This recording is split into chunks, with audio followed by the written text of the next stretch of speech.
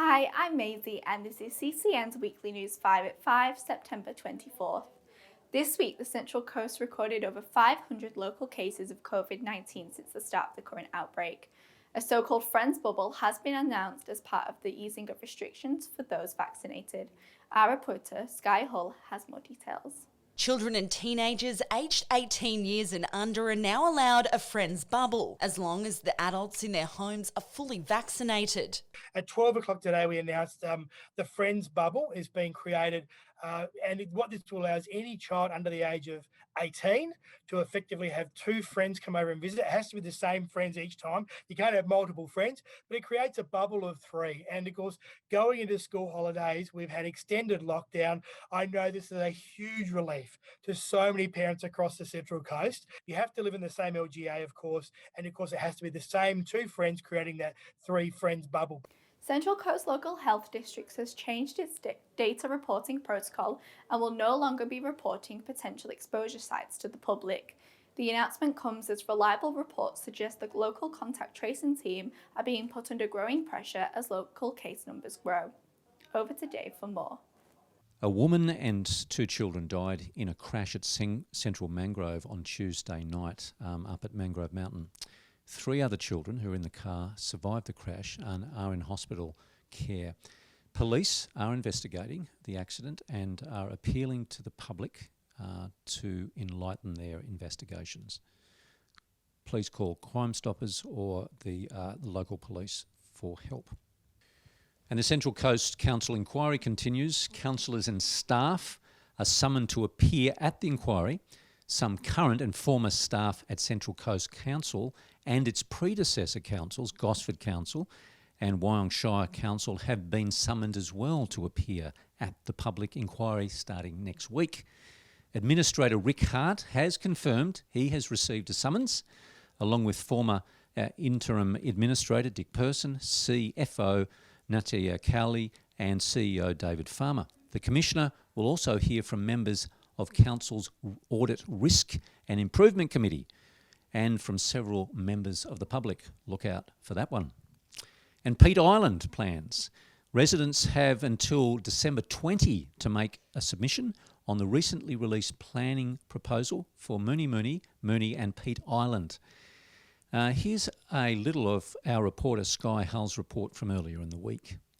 One of the Central Coast's most tucked away islands, with a grim, dark history. Boarded up buildings and empty, decaying dormitories is all that's left of the former psychiatric hospital on Peat Island, where there was multiple drownings and unexplained deaths of men and boys over its decades of operation before the gates were locked shut in 2010.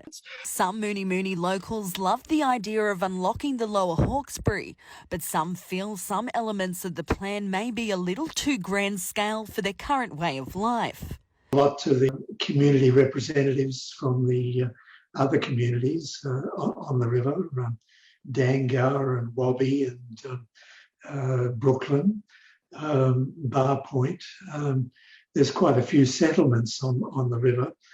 I think the general feeling is that the river is a magnificent place, rather than a feeling of NIMBYism of not in my backyard.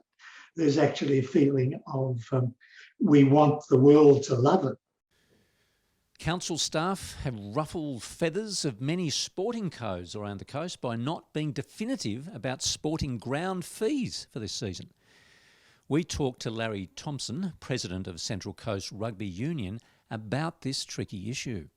Yeah, so we finished up playing on the 26th of June, our last game, and so basically there's been no use of council ground since then. So there's been some emails from the council staff coming to our administration officer, and we've replied, and a lot of toing and froing. I've sent letters, etc., etc. So the basic gist of it is, but the council hasn't made any decision, and I think they will next week, about any possible reduction in the use of ground fees for this year, seeing that the sporting codes, including my sport, Rugby Union, haven't used any council grounds for just on half a season.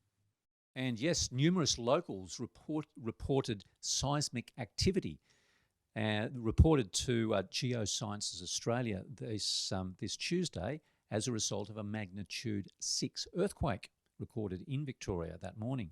One local man based in a multi-storey apartment in Gosford CBD reported to CCN a swaying action at his multi-storey building.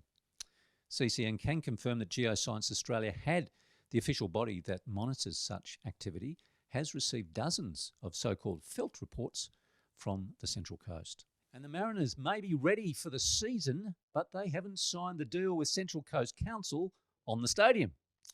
So we wait for Council's meeting on Tuesday to see if we can finalise that particular deal. Otherwise, who knows where we'll play. And to surfing now, a quick look at Huntington Beach in Los Angeles, where Avoca Beach's Macy Callahan is through to the round of 16 in the opening Challenger Series event of the new World Surf League season. Although the conditions have been small and uninspired, the Avoca Beach local has been strong on her backhand cuts. She now faces American Sawyer Lindblad in a 1v1 heat with quarterfinals to follow, should she get through. Fellow Central Coast surfers Molly Picklum and Wade Carmichael were knocked out early in the competition, but all these and more opportunities will arise before Christmas to rack up those vital championship points for tour accreditation. And Harry's weather, here it is for the weekend. Hi, I'm Harry Mulholland and welcome to Central Coast Newspaper's weekend weather update. Starting out on the coast, it'll be a lovely 21 degrees on Saturday with a low of 13, and on Sunday the high will be 17 with a low of 10. And up on Mangrove Mountain, on Saturday the high will be 21 with a low of 9, and a high of 14 on Sunday with a low of 7. And don't forget to pick up your copy of Coast Community News, Coast Community Chronicle and the Pelican Post. Have a great weekend everyone and stay safe. All of these stories and thousands more can be found on our website without a paywall or in this week's Coast Community News, Coast Community Chronicle and the Pelican Post. Remember to subscribe to all of our Twitter, Facebook and Instagram pages for updates throughout the week, and keep an eye out for Sky Hall's video updates. We leave you this week with a snippet from next week's edition of Amped with local singer-songwriter Tiali Eliza. We hope you have a safe and fun weekend, and we'll see you next week. Bye-bye. The way like a pop structure can make you feel and work for a song. Like I understand, the build and all that kind of stuff. But yeah, as I said, sometimes it's just about being taken on a journey and just letting the music go where it wants to. I barely had any sleep. My brain's twitching from the substance you gave me, and so is yours clearly. And I can taste your voice, cause it's been a couple days, and our teeth need a clean, cause they've acquired quite a paste. I can hear your voice, but the words they mean nothing when you're coming down. I know you love me now, so just close your mouth. Can't you see I'm breaking,